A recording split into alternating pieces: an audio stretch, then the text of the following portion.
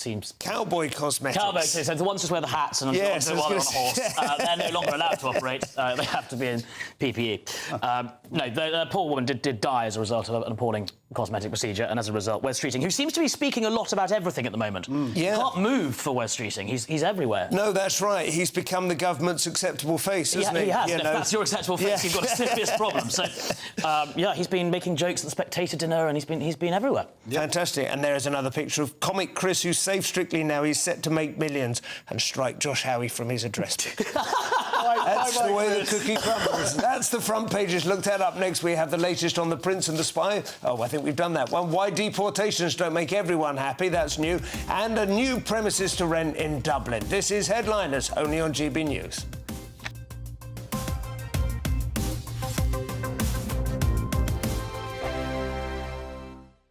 Sunday with Michael Portillo from 11, only on GB News. The birth rate in Britain has sunk to 1.49, well below replacement rate. Yet policies pursued by both major parties are still to spend huge sums to encourage parents back to their work when their children are still at preschool age. Should we not be helping parents to spend longer at home, asks his new book, whilst recognising that in an age of sex equality, the question is fraught. David Goodhart joins me now. We undervalue the domestic realm, and that has led to lots of the most negative trends in British society. About half of children in the UK are not living with both of their biological parents by the age of 14. We have, of families with dependent children, about 24–25% are single-parent households. You know, mainly mothers, and they're doing, valiant work. But of course, it means you don't have the investment in children that a two-parent family can give. I mean, the reason why it's a care dilemma is that a lot of these negative trends are also kind of intimately related to positive things, like that movement of women into work, the fact that women are no longer so defined by marriage and motherhood, the fact that women and men are freer to leave unhappy relationships. And the challenge for modern liberal societies is, how we hold on to those freedoms but get a better balance, which means, I think, investing more in the domestic realm. We spend a total now of £9 billion on childcare subsidies. Why not give that subsidy direct to young parents so they could then choose whether to subsidise themselves, as it were, to be able to afford to stay at home, or to give it to a nursery, or to give it to granny, or to keep it in the home. GB News. Nightmare commute. Kick it up a gear with GB News Radio. You can listen online and on DAB+ and on the GB News app. We're also on TuneIn and the Radio Player apps. From the school run to rush hour, get revved up with GB News Radio. We are the People's Channel, Britain's news channel. I'm Christopher Hope. From pop stars to politicians, I'll interview anybody in a pub who's got a political opinion. Join me every Friday on Spotify, Apple Podcasts, YouTube or gbnews.com, or wherever you get your podcasts. This is GB News, the People's Channel. In the GB Newsroom, we bring you the news as it happens. With our team of dedicated journalists across the UK. We're ready to keep you up to date with what's happening every half an hour, every single day. Bulletins here on GB News. The People's Channel. Britain's news channel.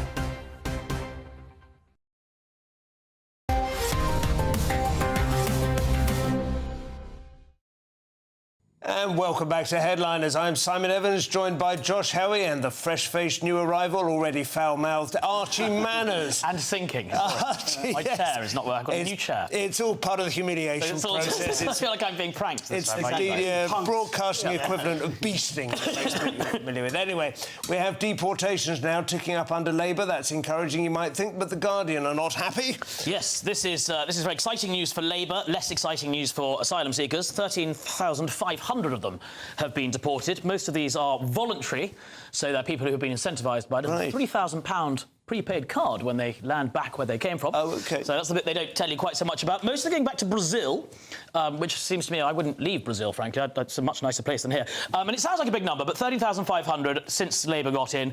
It's actually only the capacity of Oldham Athletics football stadium. So it's not, it's not that many people. But there are concerns, and this is why The Guardian are peed off, that a huge number of them are going to be suffering from poor human rights if they are going back to where they came from. So it's those kind of people suggesting. But not, as you say, in Brazil. Brazil doesn't have... I mean, Brazil, it might not be everyone's cup of tea, Carnival but there's... steak, isn't it? Really? Yeah. It's like, I believe if you don't have a sense of the rhythm... Yeah. things like that. Or not beach-ready. Yes. If your beach-ready right. physique. If your costume isn't... sparkly enough, there could be some real... And then some of them, so 37 have been sent back to Pakistan, and then they've had others... So is £3,000 is the standard, is it? I don't know too much. I don't know what the cost is to go home, really. No, I mean, but the card, as you say, this it's a preloaded card they're giving to people, and they can use it when they land. Is that like dependent on what currency they're going to land into? Thought so, because if you land in one country, £3,000 could last 6 months in one place. £3,000 in Knightsbridge would last... It's more than I had. I managed a year on that. Back in the old days, landed in Karachi. Anyway. Well, that's interesting. So we don't know any specific it's actually it's the biggest amount, it's the largest amount in 5 years. So this is... And the ones who are being deported involuntarily have presumably committed a crime on top of just being here and their asylum case having been found. Well, there's very few asylum cases actually get rejected. Yeah. So they don't go into as much of those numbers. And forced returns are up by 25% compared with last year. So... Which is an improvement, but still the numbers are still quite small compared to with what's coming in. No, but if you compare... Yeah, but I think it would suggest that this is a priority for Labour, that they do understand people's concerns, and that action is being And that's, I think, probably Mr Farage and the Reforms putting pressure on them to make sure that they have to do Yes, this. well, to the extent that they are. But certainly seem to have a better record than Boris so far. Anyway, Israel, Josh, closes its embassy in Ireland. Not just for the crack, I assume. No, This is in the mail. Israel shuts its Dublin embassy, accusing Ireland of anti-Semitic rhetoric and crossing every red line. This is because last week the Irish government wrote to the ICJ, the International Court of Justice, and basically said, you should widen the definition of genocide. Basically, change there's not a genocide, so make genocide mean a different word. Talking about Gaza. Okay. On top of that, you had their President Higgins sent a letter of congratulations to Iran. Now, Iran, of course, backed Hamas. Yeah. He sent this secret letter saying, "Oh, well done." I'll do an Irish. Well done. He is a funny-looking fellow too. He's about 4 foot nothing. He looks very. Yeah. And then when he was Irish. busted sending it, he said, "Oh, Israel must have leaked it." And and no, it was Iran actually put it out saying, "Oh, thanks for this letter that you sent us, this secret letter." So, but on top of that, Ireland, you had people being attacked in the street. This Jewish man was beaten in a pub the other day. You had the But that wouldn't be justification for closing your embassy, would it? I mean, it might suggest that there's an anti-Jewish sentiment in Ireland. I think the two tend to go hand in hand. And I'm speaking anecdotally here as someone who sort of fights against anti-Semitism online. I would say a good proportion of the people I see have Irish flags in there.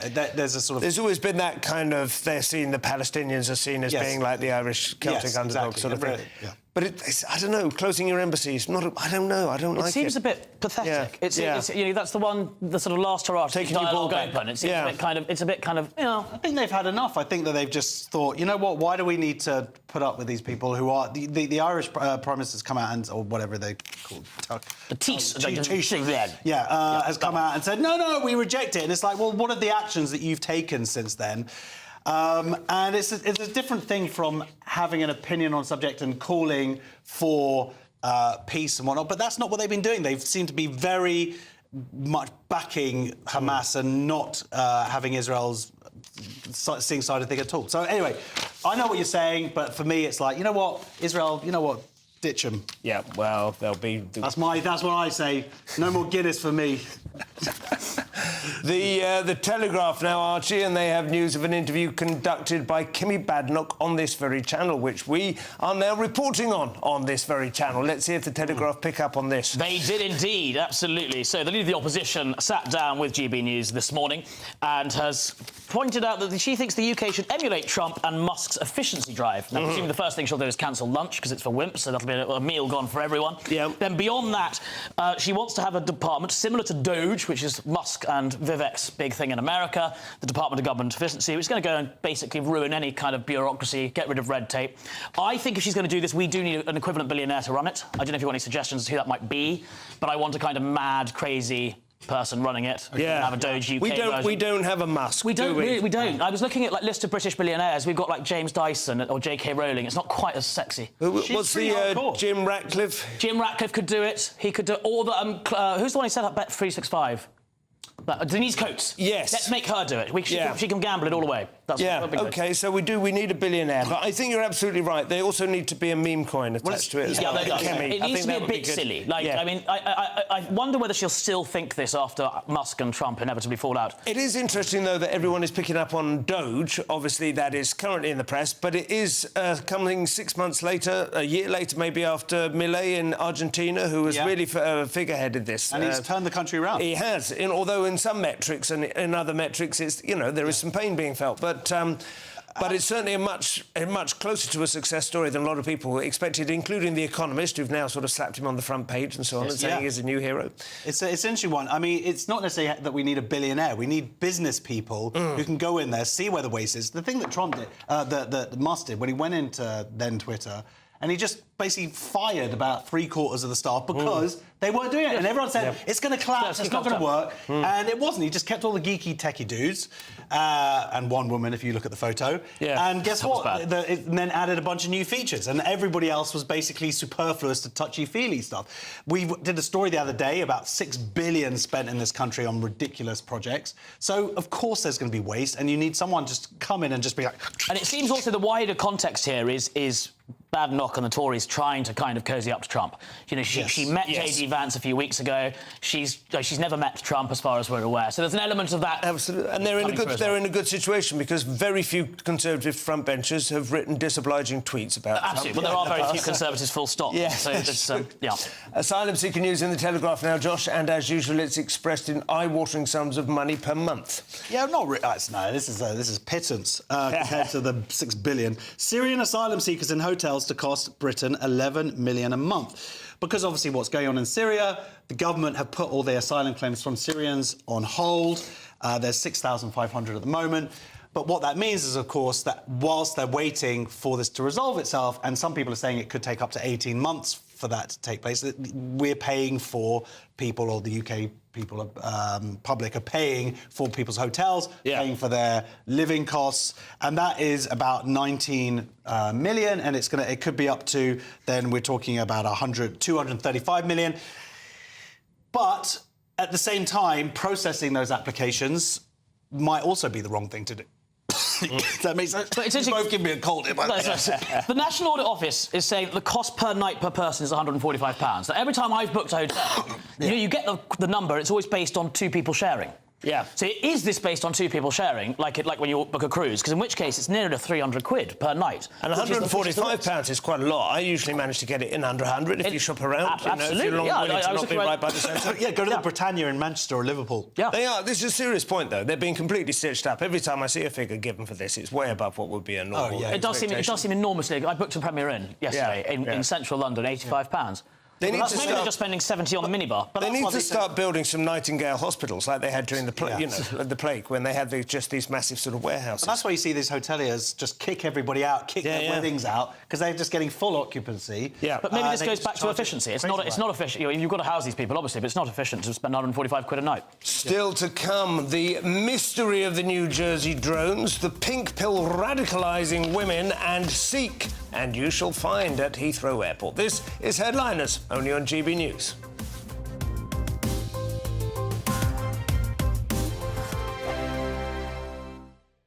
Hello there, very good evening. This is your GB News weather update provided by the Met Office.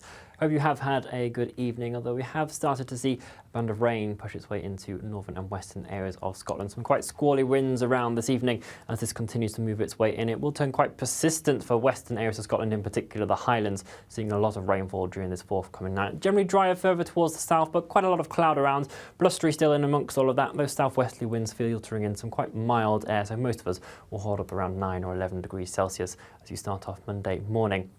This rain band will still be in place throughout much of the day on Monday, and so really we will see those rainfall totals really tossing up, potentially half a month's worth of rain quite widely across areas of western Scotland. Snow melt as well underneath those mild temperatures will provide further flooding impacts in places as well, so do take care, and a rain warning is in force. Generally though, for Northern Ireland, parts of England and Wales as well, we will hopefully start to see the cloud break up a touch more compared to what we have seen today, and so more of us should see some of those brighter, maybe even sunnier spells developing at times over the course of the day. We do still have that brisk wind around in places though, still coming in from that southwesterly direction, so temperatures around 9 to 12 degrees Celsius once again, even by day, but that blustery wind will just take the edge off the feel of things a touch when you are stepping outside at times. Into Tuesday, we've got another area of low pressure that is going to be moving its way in, steadily pushing its way in from parts of the southwest.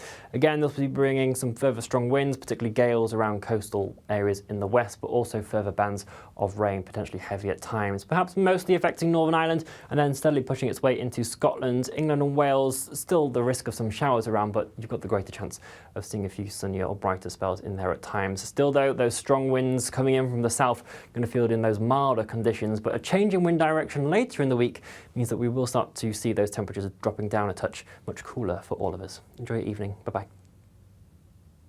It's Patrick Christie's Tonight, and here we do things differently. It's explaining the absolute madness of this, doesn't it? It's explosive. I mean, this is very good. It's lively. 850. Your government sat there short and it did nothing. It's controversial. And the Middle East has been in turmoil since before I was born. It's everything you need to kickstart your evening. Everyone's had their Weetabix tonight. I love to see it. That's Patrick Christie's Tonight, weeknights from 9 p.m. Only on GB News, the People's Channel, Britain's news channel. Hi there, I'm Michelle Dewberry, and I'm going to take a second to tell you all about my show, Dubes & Co. We start off with the issues of the day. We then bring in both sides of the argument. We get rid of the disrespect. And then you throw me into the mix. And trust me, I'll tell it exactly how it is. And then, of course, the magic ingredient, you at home. We mix it all together, and what have we got? In my opinion, the best debate show in town. Monday to Friday, 6 till 7 on GB News, Britain's news channel.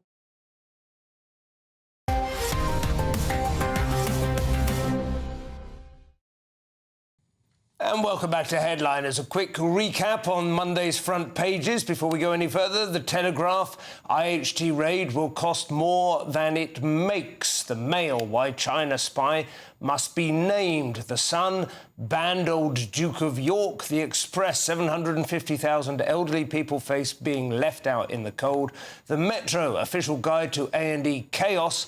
The newspaper, EU tells Starmer your Brexit reset is doomed without a better offer on fish and under 30s. That one has remained the same. So, Archie, The Sun, they say the mystery deepens on American drone sightings, though it is no mystery, of course. It's clearly the Blue Beam prophecy coming to pass. But absolutely, Simon. You'll get there. It's crazy, this. I don't really know where to take it, because there are just hundreds of drones flying around the entirety of America. No one knows why. Everyone's going mad about it. Some people think it's a sign that the Antichrist is coming back. There's cults going. Donald Trump is tweeting that they should be shot down. Firefighters elsewhere have been ordered to wear hazmat suits to protect them from whatever these drones aren't doing. Number of people have called for Biden to do something about it, but he can't really get up in the morning, so he's not going to do a great deal about it. It reminds me, do you remember we had this a few years ago at Gatwick Airport? Yeah. Where the entire airport was closed down for drones that didn't actually ever exist. It was a phantom drone. It was a phantom drone. But this could be a mixture of a number of things, couldn't it? There could be actual drones, there could be things that are being mistaken for drones. There are some photographs which are quite clearly of just regular aircraft which have been badly photographed. And then, of course, it's quite easy now to create all sorts of AI images. What it's not is the Antichrist or the... Well, the Antichrist thing is interesting. That Blue Beam prophecy, that is a... do you know about that at all? No, well, I stuck it into the headline, but I read about it online just to find out.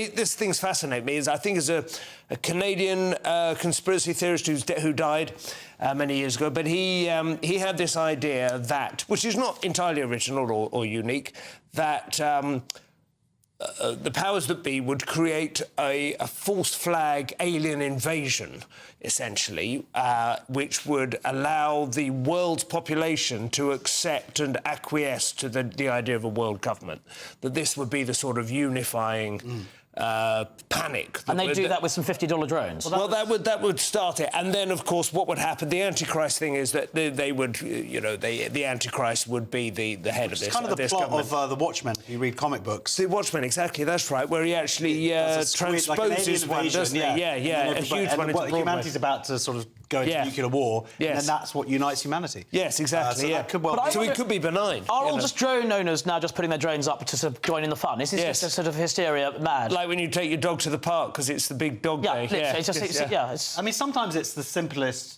answer, and it's obviously aliens. It could be aliens. I mean, why is it absolutely not aliens? It's definitely aliens. I was talking about this, though, the other day. There has been, and for clarity, I don't believe in aliens. I don't think there are any UFOs. But there has been an upsurge of interest in the idea, and there's been a general... there's been a lot more conversation about the idea that these things might be starting to get leaked or that they're going to struggle to keep it suppressed, whatever. At precisely the same moment that it would be virtually impossible now, I think, to determine whether footage or anything you saw was real. Was real or not, yes. You know what I mean? We have reached that point where fake footage now is so... Yeah, you can just make it in 5 minutes on your computer. Yeah. So we will never know now, unless you actually encounter one face-to-face yourself. OK, well, if there are any aliens watching this, please abduct Simon on the way home, cure his Prove yourself. Yes. Come out and prove yourself. Abduct me and drop me off at Stockwell. That's probably the only way I'm going to get home Saving the train journey. Interesting story now, this, Josh, as a left-wing female journalist goes on a binge of far-right indoctrination, like a sort of ideological supersize me. This is a very interesting story. In The Independent, inside the pink-pilling tactics the misogynist far-right used to recruit women. So there's red pilling, there's all these different colours of pills. Pink pilling is when women are sort of pulled into the seeming far right. Red pilled. But pink pilled is women being. Yes. Specifically, yeah. Well, the old men are the blue pilled, are they? And basically, but of course, being The Independent, the idea that they are what is classified as right wing is transphobic, anti-immigrant views and Islamophobic views. And as we've seen, all of those terms, unfortunately, have been so overused that they become meaningless to the point where you're transphobic far right if you think that a woman, there are two sexes. You're Islamophobic if you're standing up against the introduction of blasphemy laws in this country, and your anti-immigrant views if you think that we should have controlled borders. So this is sort of one of those classic. The interesting point that she says, which isn't interesting, is where she says, why do women align themselves with movements that so clearly hate and harm them? Well, she's arguing about those three things. Well, I would say the trans... They are arguing. Well, yeah. Just saying, they are arguing. But gender ideology harms women's spaces and sports and whatnot. Islamist culture, obviously women, it's patriarchal, misogynistic. And then illegal immigration, you can see crimes against women and rape going up in certain countries in Europe, which have sort of allowed... Absolutely, it's extraordinary. So that argument gets pushed both ways. And the paper themselves make no attempt to challenge her or to ask her whether... She says the impetus for her book, this woman who's written the book about it, was her bewilderment at seeing women at protests in support of far-right activist Tommy Robinson. Now, it's not everyone's cup of tea, but the idea, as you say, he is basically against Islamism. The idea that it's very obvious on which side of the fence a woman should be at on that. It seems not to be challenged. How is she an expert, Maya Oppenheimer? The other things that she wrote last week, she wrote a fantastic article described, and it's entitled "The Best Sex Toy Advent Calendars in 2024." Oh, really? That's the sort of stuff this woman's like. Yeah, so that's a great. I'm sure it's very, very important. I withdraw. Are we overusing the word expert, as Michael Gove said? Have we had enough of experts now? It's coming out in February, so it's a perfect Valentine's gift. Can I say something? There is something inherently sexist also about this idea that women are somehow manipulated. Can't it be that women have sort of gone, oh, you know what, I quite like these ideas spread by this person? It's like Lily Phillips, right? Whose Hey. exploits we won't ask Archie to go into. My business partner made a documentary, Josh Peters. Who was it? He did the documentary. Very well. It's been well approved. Show. Let's not go into Lily But Phillips. again, it's the idea that women have no agency. Women cannot make their own minds up about things. Women are being lured. You said it. Yeah. That was a joke. Don't tweet me. Wes Streeting is back in now for a second time this evening. He is in the Mail, Archie, and if you work in the NHS and have strong views on Gaza, Wes has got his eye on you. Yep, so Wes and his press officer have been really very busy this weekend. This is the third or fourth story that he's come out with. This is his, I think, rather brilliant view that if someone comes into your hospital with, you know, half an arm or serious burns or cancer, let's not be political and let's not make views about Gaza. Let's treat them, which is an old-fashioned view, but one, I think, which would probably increase the results of the NHS. Is it about taking your political views, making them known to patients, or is it with both, colleagues? But it's particularly with colleagues. So they've seen a rise in anti-Semitic abuse. So Jewish doctors have warned that they're seeing that from colleagues in the NHS, but it's also with patients. And I think Wes Streeting's got this absolutely right. I personally do think that you should keep politics out of the workplace. The tricky thing is, there's always been, as we've seen it with the FA recently, haven't we? What's a political allegiance? You're not allowed to wear some sort of armbands, but other sorts of armbands are de rigueur. But that's football, and we're talking about life and death here. No, when you've seen doctors refusing treatment, well, basically someone was wearing a T-shirt, basically erasing Israel on it. But there's an account online called NHS Anti-Semitism. You just scroll through it on Twitter, and you will just see countless examples of doctors in this country, retweeting neo-Nazis, basically. There's also the head of the BMA, the British Medical Association, the president. There's allegations that she is quote tweeting anti-Semitic accounts. She's also using Holocaust inversion. That's now being looked into. So we've been seeing that. I've been seeing this because I follow this account, but I've been seeing it over and over again for the last year, if not before. And of course, something needs to be done. If you have opinions, that's totally cool. But when you are bringing it to work in that way, and when people are also feeling, you know, and they're in very vulnerable positions anyway. But we saw. Remember, there was a young Jewish boy who was put on the floor. He was visibly Jewish, and he was basically not treated for ages and sort of left outside. And he thinks that was part of it, his Jewishness. So deal with it. Difficult to prove, isn't it, in that situation? But I would certainly say, I mean, no NHS staff should be expressing a political view that a patient would become aware of. I mean, no, anything like that. I'd be astonished if that is happening, but if it is, I would certainly support it. Big story about Euro. Another story in The Guardian now, Josh, about inter-ethnic conflict from thousands of miles away playing out inside British borders, although only just inside British borders on this occasion. Well, it's interesting. I learned a lot with this article. British Sikhs being asked about views on India at UK airports, say Labour MP. This is Preet Gill. And basically, Sikhs coming through different airports are being stopped, questioned quite roughly, and that's what they're saying here, roughly handled. A man's turban was wanted to be removed. And this ties into, I didn't know all about this, but Sikhs, there are some Sikh nationalists who want their own state in India. And there's this idea here that India might have been kind of reaching out to the UK government and trying to kind of get the UK border control to do its dirty work for them in terms of questioning them about their politics, about how they feel about the stuff for hours.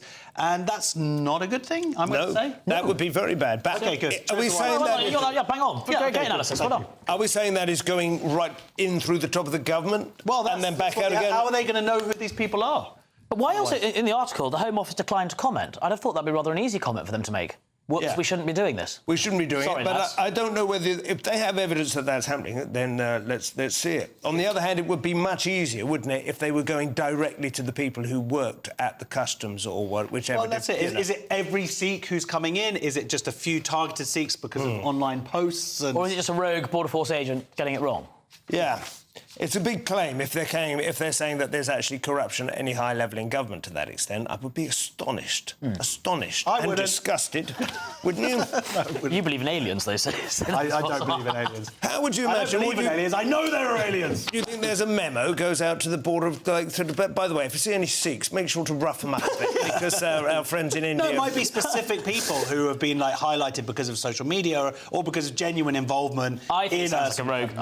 Also, we need to see more evidence comments from the Labour MP, I think, possibly. Absolutely, I would agree. We have 1 minute to cover this one, Archie. We're invited to fall into Aldi's trap and debate the rights and wrongs of selling eggs, chocolate eggs at Christmas. You've got 1 minute. Yes, huge news. Aldi, in it's actually a brilliant publicity stunt because we're talking about it, have decided to create Creaster, which is a portmanteau word that should be banned along with brunch, manscaping and bromance. They've combined Christmas and Easter. They're producing Easter eggs at Christmas. They're Christmas eggs. Yeah. Apparently, Christopher Howes, the journalist in the Telegraph, who actually looks a bit like Father Christmas, is very angry about this.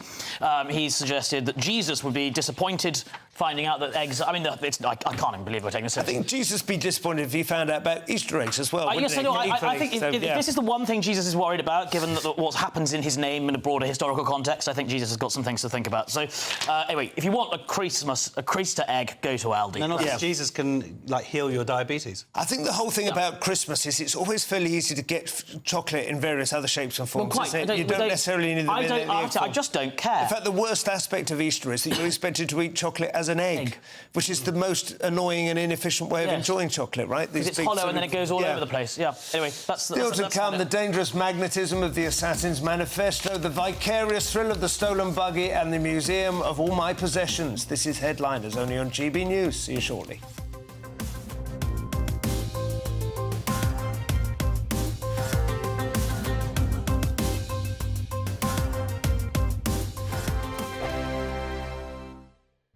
This is GB News, Britain's news channel.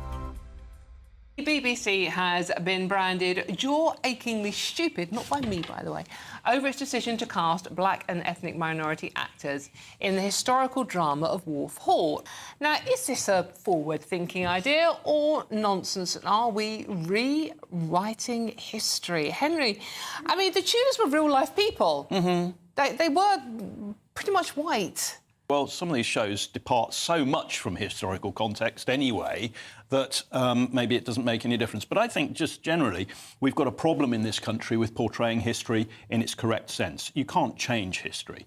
And I think it's about the motivation. If the motivation is to to make a political point, then I think it's wrong. What I find kind of tedious about people finding this instant jaw-droppingly stupid, Jesus was portrayed by somebody who's half Slovak and half Irish. Moses was portrayed in the Exodus by an Englishman. So, same with Anne Boleyn, was portrayed by Natalie Portman, who is Jewish. So if this is the one thing that's getting people angry, then there's something deeper within that rage, because I think Hollywood's been doing that, where people... When you say something deeper, do you think there is a hidden racism and people are complaining about this? Well, I think for some, maybe, yes. I can't speak for everybody because this news dropped today. I don't know why they are thinking that it's egregious. But there absolutely must be some underlying racism if this is the only one that you're upset about. GB News, the People's Channel. Every Saturday, 10 till 12, we'll bring you all of the news that you need to know. We'll also remind you that there is so much to smile about. It's my favourite time of the week. I get to relax, enjoy some light-hearted stories, and let Ellie teach me about fashion too. That's Saturday Morning Live, every Saturday, 10 till 12. Only on GB News, Britain's news channel. We're proud to be GB News, the People's Channel. And as you know, we always love to hear your views. Now, there's a new way of getting in touch with us at gbnews.com/yoursay. By commenting, you can be part of a live conversation and join our GB News community. You can even talk to me, Bev Turner, or any of the members of the GB News family. This is Britain's Newsroom, where your voice matters. It's just astonishing. With expert analysis and honest opinion, we don't just keep you informed. We bring you unique perspectives you won't see anywhere else. Can't argue with any of that. When the news happens, it happens here. On Britain's Newsroom, weekdays from 9:30 a.m. Only on GB News.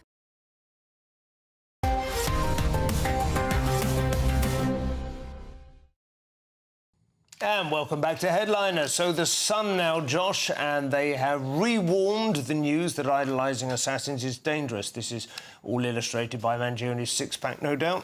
Indeed, yes. Dark obsessions. I get inside killers' minds. Luigi Mangione Manifesto is a study of infamous monsters. Idolising him is dangerous. This is a writer, psychiatrist or whatever, psychologist. Basically, she gives him a C-, really. She says it's a bit hack. You've seen it before. It's all a bit, you know, it's all a bit cliched. It's not well written, full of tropes. So maybe AI wrote it. It's not her favourite of the manifestos. I read it. I would have given it a B. Did you really read it? I did read it, yes. Yeah. It's only 246 words, though. Well, that's why I read it. Very, very short. Wow. Yeah, it's my kind of manifesto. It's a lazy assassin's manifesto, wasn't it? It's like an abstract. He brings up Gandhi. He brings, and he's pretty quick. It's actually a bit of a his mum basically. Look, it's all allegedly, but it's all about his mum and the treatment that she couldn't get.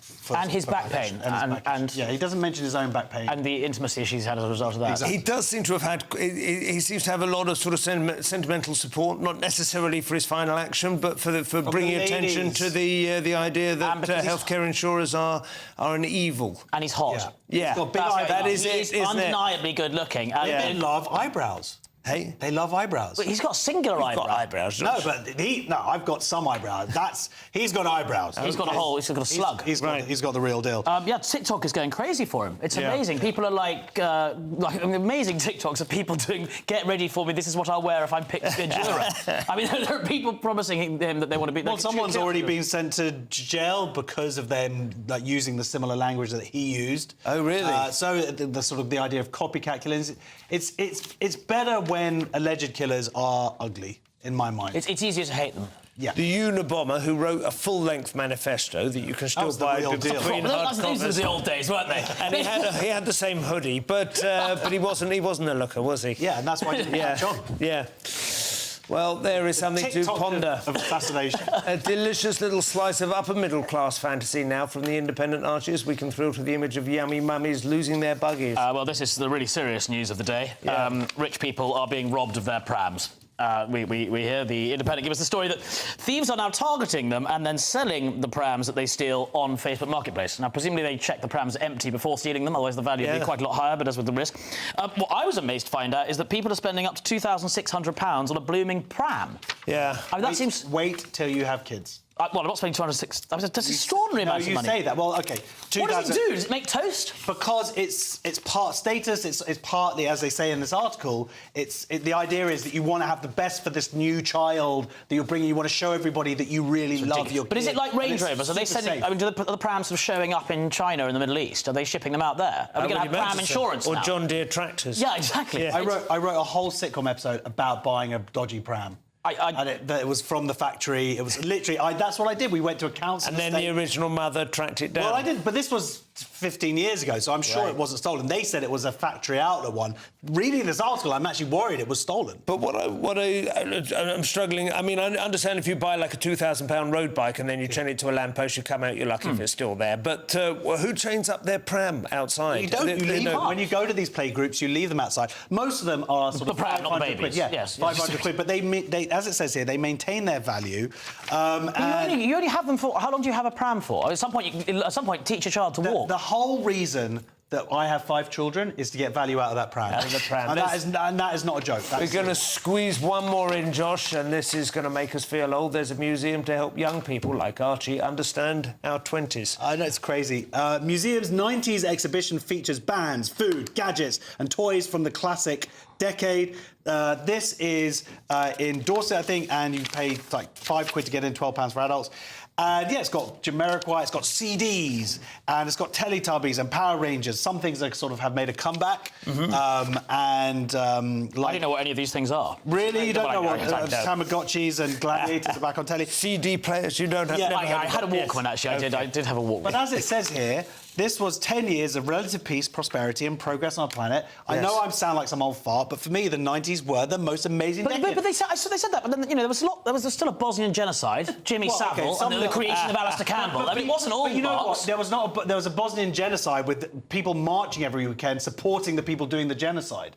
That's the difference now. That's not the only difference. It was a great decade. We were inheriting the dividends of peace, weren't we? After the end of the Cold War. Anti-racist. And we let our guard down. That was the trouble, wasn't it? We relaxed. Yeah. But would you actually want to go and pay £12 to go and see it in a museum? You really don't have. That's my point. You only have to come to my attic, or indeed most of my lounge. Yeah, I might open it up to the public. But also, like, baggy jeans that come back. My 15-year-olds are wearing what I was wearing back in the day. Quite literally. Jeans. Again, get your money's better than it. Do either of you know what a tab clear is, or Gino Ginelli ice cream? Tab clear was like a Coca-Cola, but yeah. And I didn't know this. That's the one thing I didn't know. Gino Ginelli ice cream. I was not familiar with that. Yeah, they may have exaggerated. To be fair, the films were good. 4 Weddings and a Funeral. Unbelievable movie. It was a great decade and it worth celebration. The show is nearly over. Let's take another quick look at Monday's front pages. The Telegraph, IHT raid will cost more than it makes. The Mail, why China spy must be named. The Sun, banned old Duke of York. The Express, 750,000 elderly people face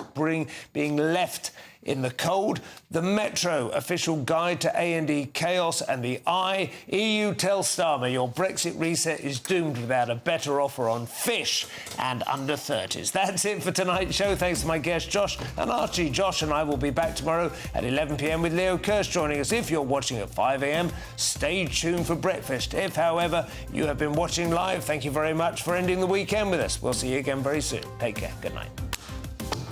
Great. Brilliant. That was a lot of fun. Done.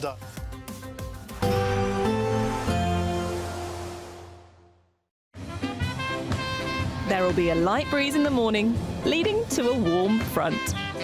Boxed heat pumps, sponsors of weather on GB News. Hello there, very good evening. This is your GB News weather update provided by the Met Office. Hope you have had a good evening, although we have started to see a band of rain push its way into northern and western areas of Scotland. Some quite squally winds around this evening. As this continues to move its way in, it will turn quite persistent for western areas of Scotland, in particular the Highlands, seeing a lot of rainfall during this forthcoming night. Generally drier further towards the south, but quite a lot of cloud around. Blustery still in amongst all of that. Those southwesterly winds filtering in, some quite mild air, so most of us will hold up around 9 or 11 degrees Celsius as you start off Monday morning. This rain band will still be in place throughout much of the day on Monday, and so really we will see those rainfall totals really tossing up, potentially half a month's worth of rain quite widely across areas of western Scotland. Snowmelt as well underneath those mild temperatures will provide further flooding impacts in places as well, so do take care, and a rain warning is in force. Generally though, for Northern Ireland, parts of England and Wales as well, we will hopefully start to see the cloud break up a touch more compared to what we have seen today, and so more of us should see some of those brighter, maybe even sunnier spells developing at times over the course of the day. We do still have that brisk wind around in places though, still coming in from that southwesterly direction, so temperatures around 9 to 12 degrees Celsius once again, even by day, but that blustery wind will just take the edge off the feel of things a touch when you are stepping outside at times. Into Tuesday, we've got another area of low pressure that is going to be moving its way in, steadily pushing its way in from parts of the southwest. Again, this will be bringing some further strong winds, particularly gales around coastal areas in the west, but also further bands of rain, potentially heavy at times, perhaps mostly affecting Northern Ireland, and then steadily pushing its way into Scotland. England and Wales, still the risk of some showers around, but you've got the greater chance of seeing a few sunnier or brighter spells in there at times. Still though, those strong winds coming in from the south going to field in those milder conditions, but a change in wind direction later in the week means that we will start to see those temperatures dropping down a touch, much cooler for all of us. Enjoy your evening. Bye-bye. We can expect clear skies, leading to a light and warm day ahead. Lovely. Boxed Solar, sponsors of weather on GB News. It's the biggest, greatest Great British giveaway so far, with your chance to win a spectacular £50,000 in tax-free cash. 2025 could be amazing, with plenty of treats, holidays and fun on the horizon. How would you enjoy that cash? £50,000 will make someone our biggest ever winner. For another chance to win, text cash to 63232. One entry costs £2 plus one standard network rate message, or text bonus to 63232. 5 entries cost £5. £5 plus one standard network rate message. Go to gbnews.com/win. Entries start from just £2. You can call 0903 681 3232. Calls cost £2 plus your network access charge. Or post your name and number to GB10 PO Box 8690 Derby DE1 9TT. UK only. Entrance must be 18 or over. Lines close at 6 p.m. on the 31st of January. Please check the closing time if listening or watching on demand. Good luck. I'm Christopher Hope. From pop stars to politicians, I'll interview anybody in a pub who's got a political opinion. Join me every Friday on Spotify, Apple Podcasts, YouTube or gbnews.com, or wherever you get your podcasts. This is GB News, the People's Channel.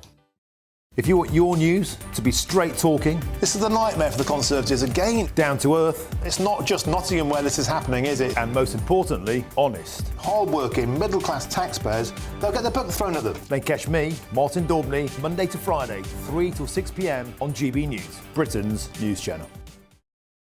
Hi there, I'm Michelle Dewberry and I'm going to take a second to tell you all about my show, Jubes & Co. We start off with the issues of the day. We then bring in both sides of the argument. We get rid of the disrespect. And then you throw me into the mix. And trust me, I'll tell it exactly how it is. And then, of course, the magic ingredient, you at home. We mix it all together and what have we got, in my opinion, the best debate show in town. Monday to Friday, 6 till 7 on GB News, Britain's news channel. It's Patrick Christie's Tonight, and here we do things differently. It's explaining the absolute madness of this, doesn't it? It's explosive. I mean, this is very good. It's lively. 850. Your government sat there, Sean, and it did nothing. It's controversial. And the Middle East has been in turmoil since before I was born. It's everything you need to kickstart your evening. Everyone's had their Weetabix tonight. I love to see it. That's Patrick Christie's Tonight, weeknights from 9 p.m. Only on GB News, the People's Channel, Britain's news channel. We're proud to be GB News, the People's Channel, and as you know, we always love to hear your views. Now, there's a new way of getting in touch with us at gbnews.com/your-say. By commenting, you can be part of a live conversation and join our GB News community. You can even talk to me, Bev Turner, or any of the members of the GB News family.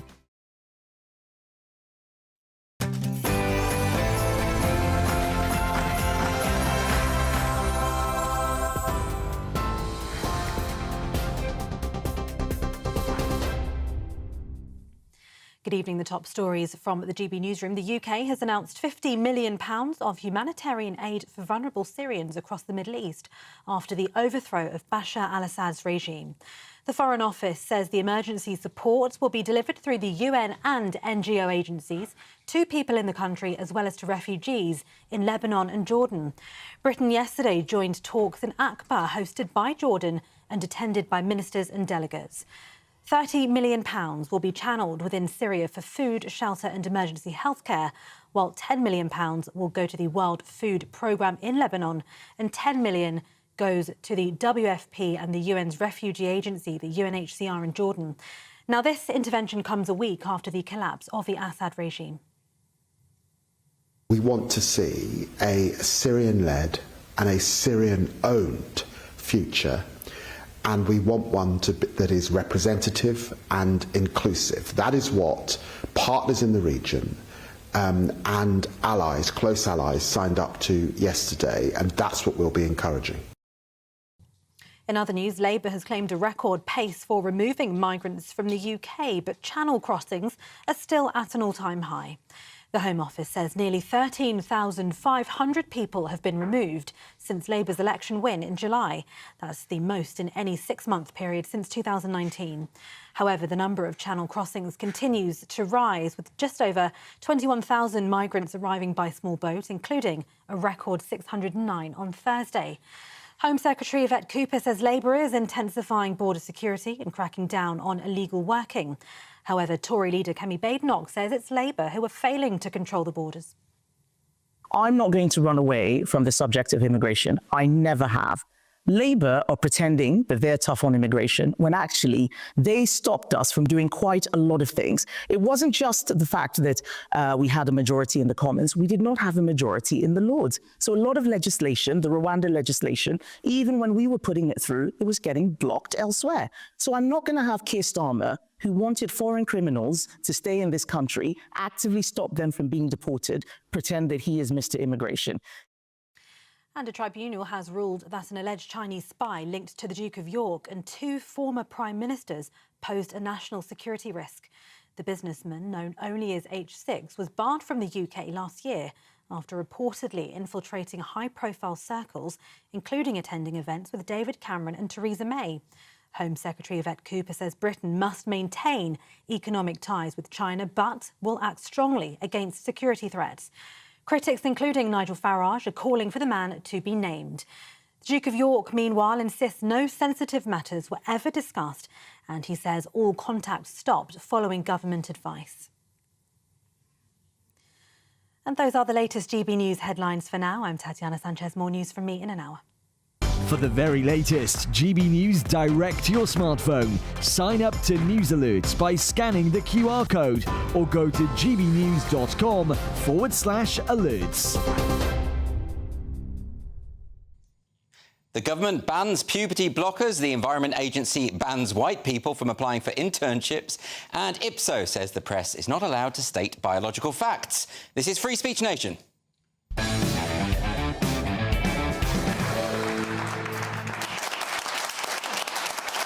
Welcome to Free Speech Nation with me, Andrew Doyle. This is the show where we take a look at culture, current affairs and politics. And of course, coming up on the show tonight, we've got many stories. Is the NHS ignoring the Cass review and proceeding with puberty blocker trials? I'm going to be speaking to campaigners from GenSpect and Transgender Trend about that. We're joined by Jamie Reed, who blew the whistle on the gender clinics in the United States. And also, I'll be speaking to the lawyer Sarah Phillimore to discuss the state of free speech in the UK. Where are we now? And of course, I've got a wonderful comedian panel here tonight to answer questions from this rather delightful studio audience. My comedian guests this evening are Bruce Devlin and Paul Cox.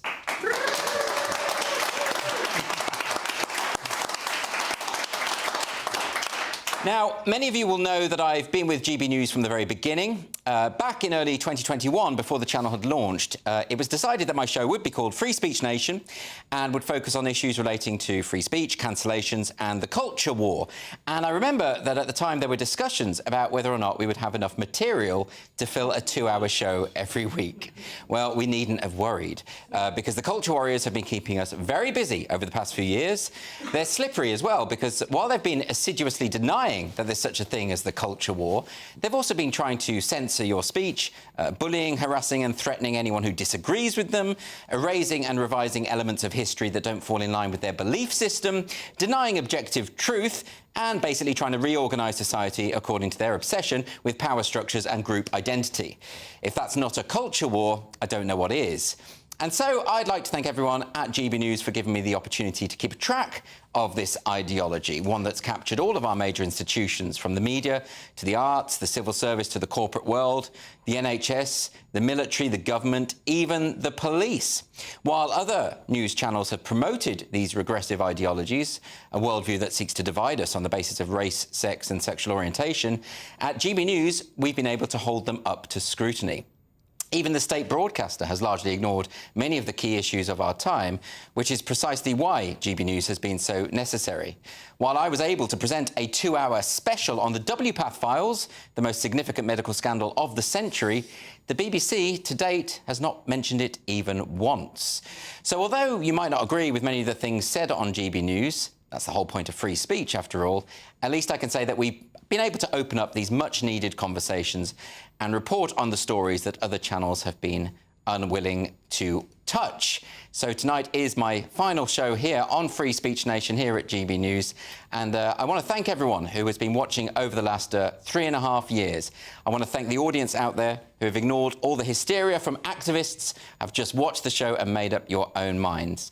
And I should say that my decision to leave is simply because at the moment I've got some other creative projects that I want to pursue. I've already started working on a new sitcom. There are many other opportunities opening up, and I'm going to be keeping up my relationship with GB News. It's not that I won't be seen on the channel anymore. So, thank you to GB News, thanks to all the incredible people who work here, and thank you for watching over the last 3.5 years. The culture warriors might still be fighting, but I like to think that we've given them a fair few knocks. We